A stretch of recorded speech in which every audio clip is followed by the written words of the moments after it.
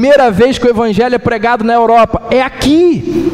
O Ocidente entrou em contato com as verdades das Sagradas Escrituras porque Paulo foi impedido de pregar lá na Bitínia, lá na região frígio-gálata. E porque Paulo foi para a Europa levando o Evangelho, nós estamos aqui hoje. Porque foi da Europa que os puritanos ingleses, fugindo de perseguição, fundaram os Estados Unidos, e dos Estados Unidos vieram para cá, e hoje nós aqui estamos. Tem coisas que Deus faz e a gente não entende naquele momento. Mas com o passar de semanas, de meses, anos, e talvez só lá no céu, elas serão esclarecidas.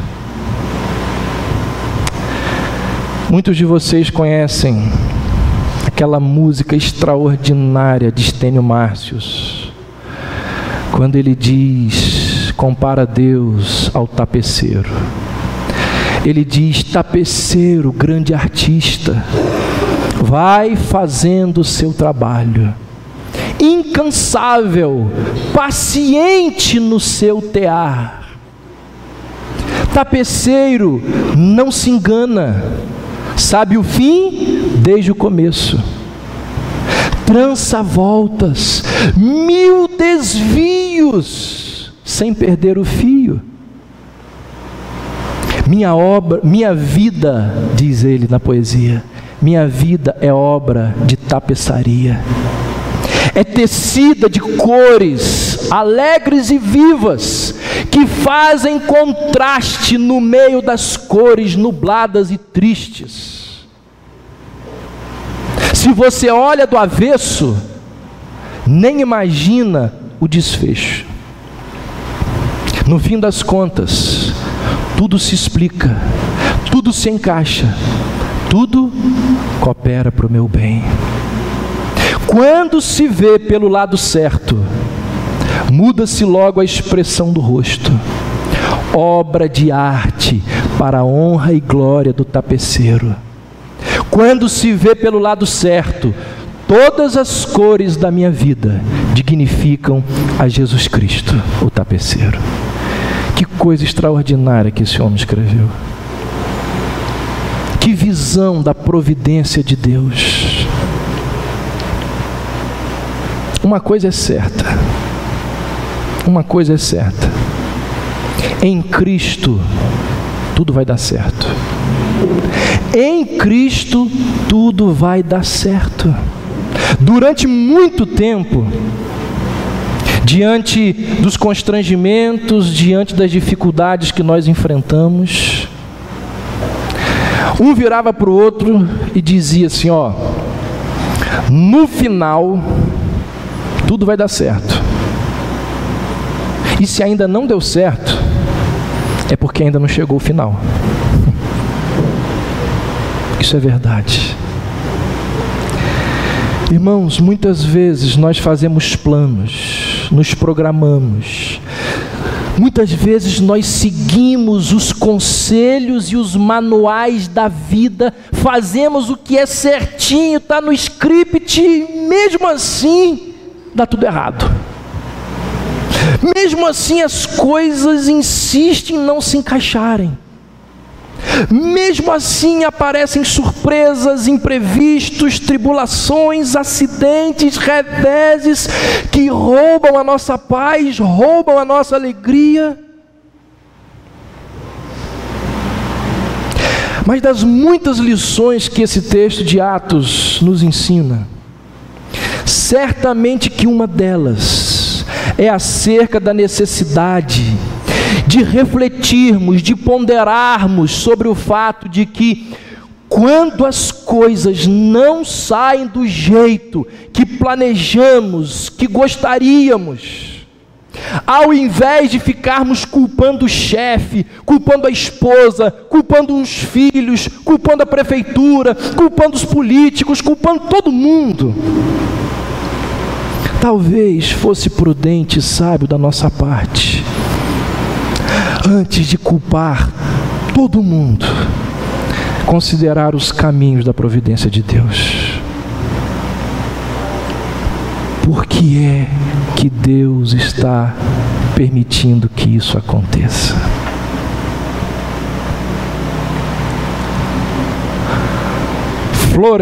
Florence White, uma poetisa, ela disse assim: louvo a Deus pelas experiências amargas, amigas da graça elas são, tiram-me dos caminhos fáceis de trilhar e ao lugar secreto me conduzirão.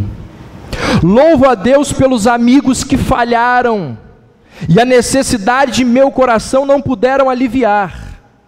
Aos pés do Salvador eles me levaram, para ali do seu amor me alimentar. Sou grata ainda por tudo que ao longo da vida ninguém pôde satisfazer. Assim, somente em Deus, satisfação rica e completa pude obter.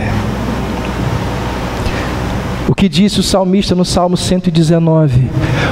Foi-me bom ter passado pela aflição, para que aprendesse os teus decretos.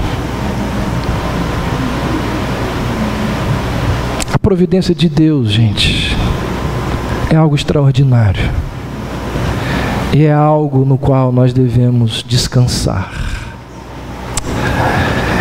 Eu encerro com 3 palavras bem práticas sobre a providência de Deus, palavras que a gente pode perceber no ensino geral das Escrituras. Se você está precisando de direção,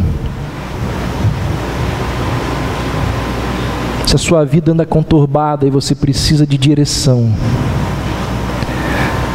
você precisa desligar-se um pouco. Desligar. Isolar-se de quando em vez faz muito bem. Sair de cena pode nos recolocar novamente no caminho da lucidez, no caminho da esperança. Charles Spurgeon, um dos homens mais extraordinários da história da igreja, quando tinha lá os seus momentos terríveis de crise, de angústia, ele virava-se para a sua igreja e dizia assim: ó, só volto quando melhorar. Se vocês arrumarem outro pastor, eu vou para outra igreja. E ele ficava 1, 2, 3 meses sem pisar na igreja, mas voltava. Ele precisava se isolar. Deixa eu dizer uma coisa que talvez seja muito difícil de você entender, não, de você acreditar. Em uma semana, o mundo não vai mudar muito. Se você perder uma semana da sua vida, o mundo não vai mudar, você não vai entrar em desespero. Olhar certas coisas à distância pode, na maioria das vezes, ajuda. Refletir, ponderar, aquietar os sentimentos, aquietar os pensamentos que estão em ebulição. Gente, meus irmãos, nós precisamos desfrutar de tempo sossegado para orar, para ouvir a voz de Deus, como disse o salmista: aquietai-vos. E aí vocês vão saber que eu sou Deus. E é nesses momentos de sossego, de silêncio, que a gente recebe de Deus direção, discernimento, orientação. A gente começa a entender um pouco a providência do Senhor. ao ter um tempo sossegado diante de Deus, leia sua Bíblia, medite em silêncio, leia o texto, extraia lições, dialogue com o escritor bíblico, faça perguntas, busque respostas.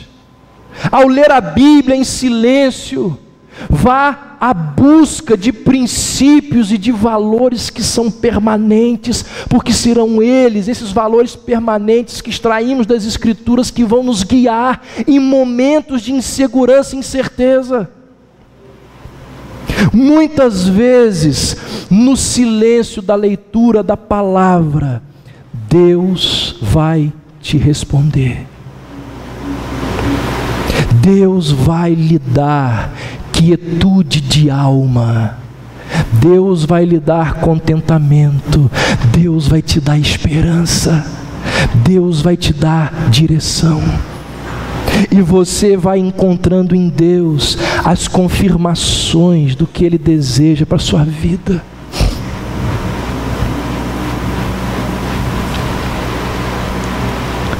Num desses 10 anos, num dos domingos lá de crise, eu preguei domingo de manhã. Devia ter umas 10 pessoas na igreja. E eu preguei sobre Mateus 6. Quando Jesus diz: quem cuida das aves sou eu. E eu preguei aquilo ali muito mal. Foi o que eu preparei e preguei.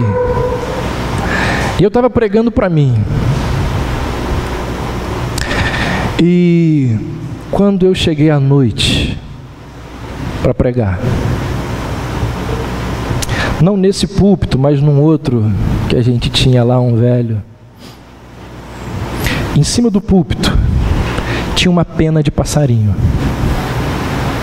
Quem já foi lá no nosso auditório sabe que ali tem não passarinho, às vezes tem uns morceguinhos que dormem ali, mas era pena de passarinho. Estava lá.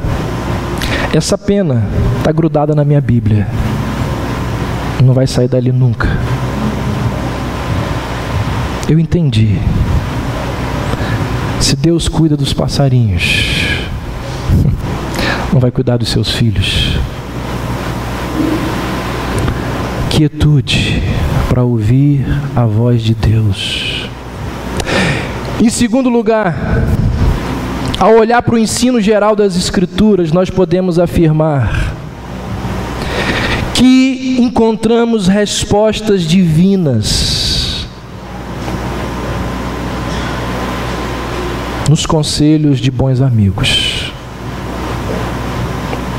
Irmãos, ouça isso, nós nunca temos a visão completa de nós mesmos. Nunca temos.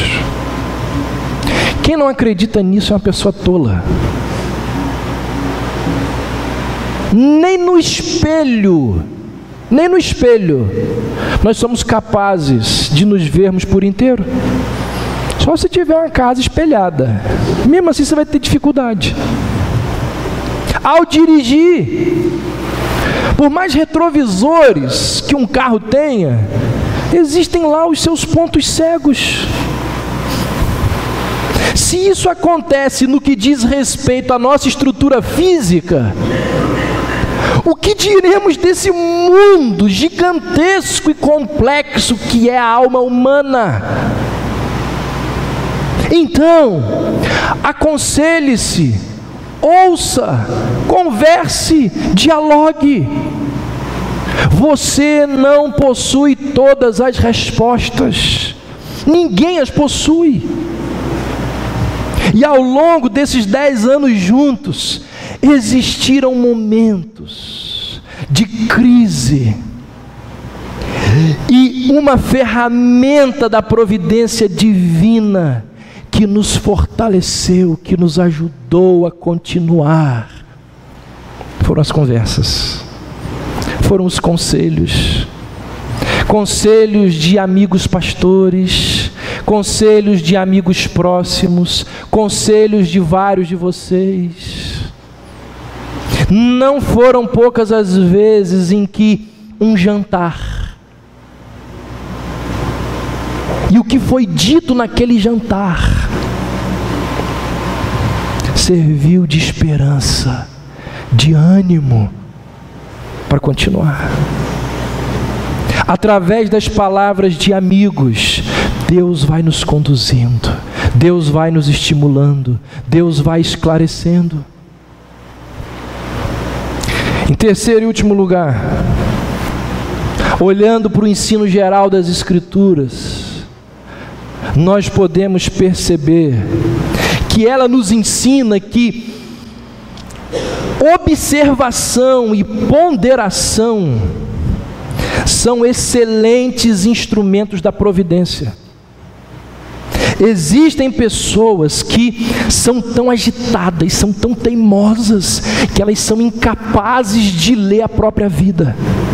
Não conseguem nunca parar para ponderar as circunstâncias. Elas não são sensíveis aos contextos nos quais a vida lhes colocou. Então, se você tiver lá aquele momento de silêncio, de a sós com Deus, que eu mencionei há pouco, ao sair dali, observe os contextos, observe as circunstâncias. As circunstâncias e os contextos transmitem mensagens que muitas vezes nós não conseguimos observar, ouvir, aprender e ler, porque nós estamos com a cabeça tão cheia que a gente não consegue ouvir, a gente não consegue ter rumo para a nossa vida. Biblicamente, existem vários textos que nos mostram que Deus falou com as pessoas através das circunstâncias, através dos fatos. Então, pergunte ao observar os fatos se Deus não está querendo mudar algo em você. Muitas vezes, mais do que mudar as circunstâncias, Deus vai mudar você. Oração serve para ou mudar as circunstâncias, ou mudar o nosso coração em relação às circunstâncias. Muitas vezes as circunstâncias não vão mudar. O que vai ser alterado é o nosso coração em relação às circunstâncias que nos fazem sofrer. Pode ser que as coisas não estejam saindo da forma como você planejou, da forma como você esperava, exatamente para que o seu caráter seja trabalhado, seja lapidado. Pode ser que Deus deseje mudar tanto as circunstâncias como você. E olha, às vezes uma coisa depende da outra.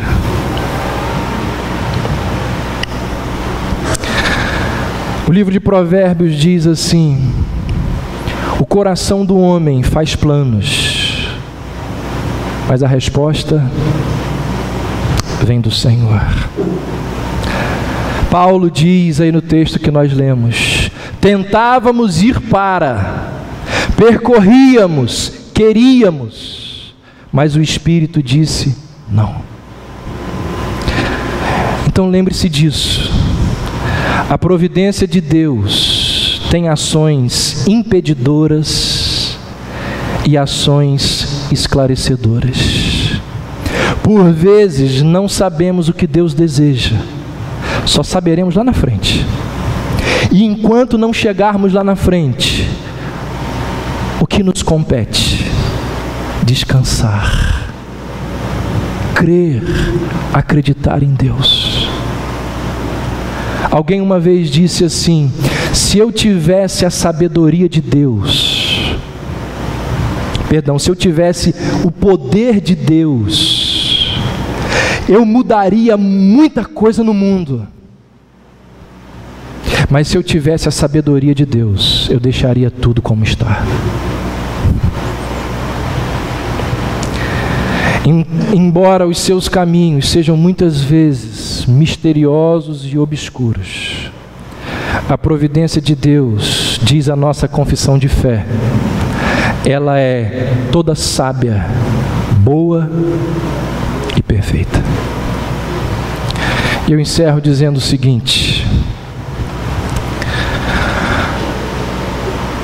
há um pensamento que diz assim: a dor é o casulo onde nos debatemos na vida. Mas é preciso lembrar que são dos casulos que nascem as lindas borboletas azuis. Eu tenho certeza que o pessoal da Igreja Batista Reformada, que caminha com a gente há anos, assim como eu, consegue ver várias borboletas azuis essa noite aqui. Deus seja louvado pela providência extraordinária dele nas nossas vidas. Amém.